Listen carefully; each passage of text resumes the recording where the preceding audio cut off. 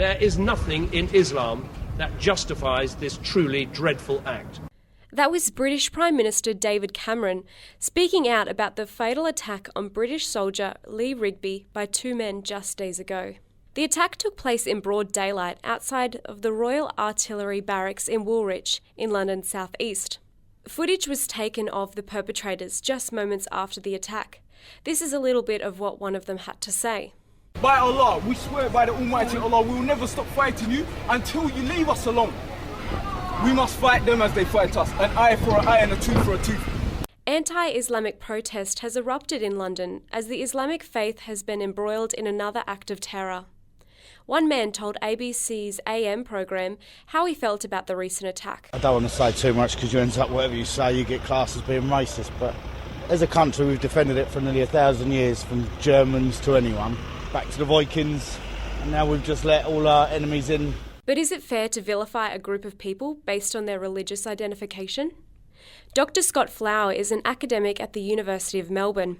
He specialises in Islamic religious studies and Islamic converts, and he said that acts of terror are disproportionately reported in the media. Terrorism and the engagement in sort of militant activities is very much a rare event in the Muslim world. There's over 1 billion Muslims, and there's really, only a handful of incidents every year that are, at least in the West, regarding terrorism. Dr. Flower said there are 2.8 million Muslims living in the UK, with only 2 to 3% of this Muslim population having converted to the Islamic religion from another.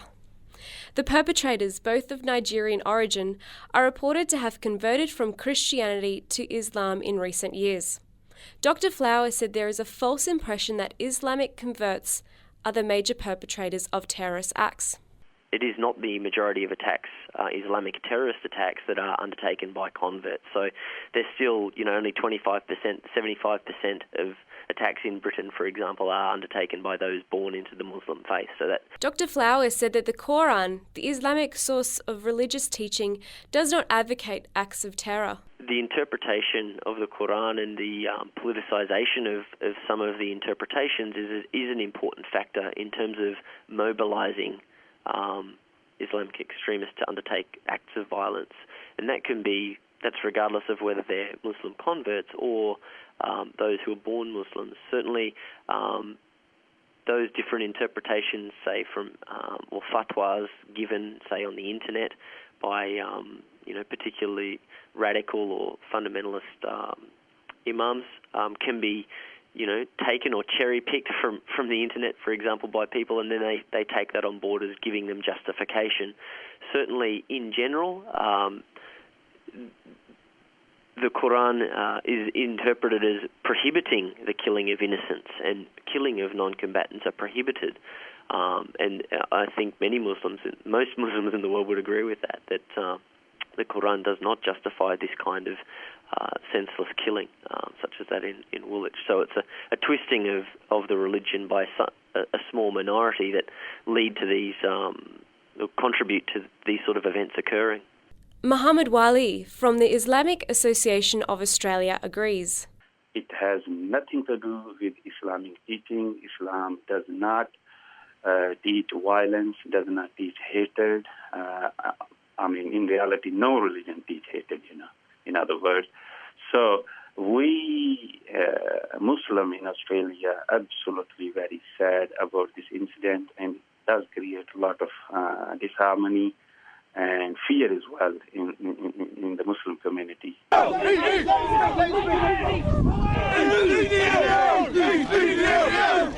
That was the sound of the English Defence League, a self-proclaimed human rights organisation, as protest broke out on the streets of London after the attack.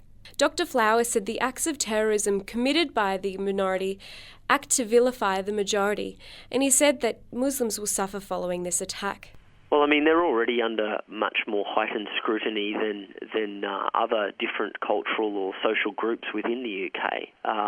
There's levels of surveillance from the state that those who are not Muslim would would not be under such scrutiny. So, I mean, this level of scrutiny will probably increase, definitely in the short term, but may persist over the longer term as well. And this obviously goes to the heart of many issues of living in a democracy and being a citizen of a democratic country, is that, where is the limits of state power in terms of their ability to surveil, detain, collect information, observe you as going about your daily business. And certainly I think that's one thing that Muslims will be feeling in the UK, in addition to you catch the tube to work in the morning. If you see someone who's clearly publicly identifiable as Muslim, whether they wear a shalwar kameez or a cap or whatever, those people will be looked at with a little bit more suspicion, perhaps. And of course, those Muslims will feel those glances and those looks. So it will have an impact on social interaction for sure. Muhammad Wali said that extremists such as those who committed the act of terror on the British soldier are not identified with his faith. Muslims, more than 1.6 billion in the world, and they call themselves Muslims. If they do not practice Islam, the teachings of Islam, then obviously they are not really real Muslim, in other words. And if someone does some criminal act, whatever religion, faith, race, color comes from, must be dealt according to the local country law. Islamic leaders around the world have condemned the Woolwich attack. Muhammad Wali said that extremists provide a false representation of the faith to the media. Instead, practicing Muslims should have a larger representation in the media.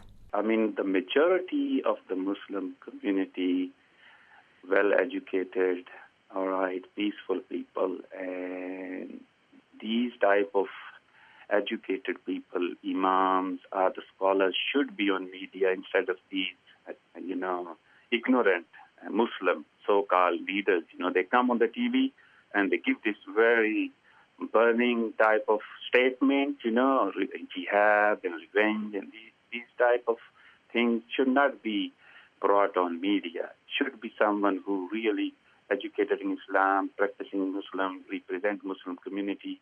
Muhammad Wali said Muslims and non-Muslims must work together to fight acts of crime and terror rather than condemn those of a specific religion. We all should be condemning this type of activities and fighting against these extreme ideology and thinking. Doesn't matter whether this thinking and ideology comes from Islamic faith or comes from any other faith. We should be working together to fight this ideology in the world, which is creating great risk for civilization and humanity. Doesn't matter whatever religion, faith, race, color, gender we have. Look, we should be working together towards the peace in the world.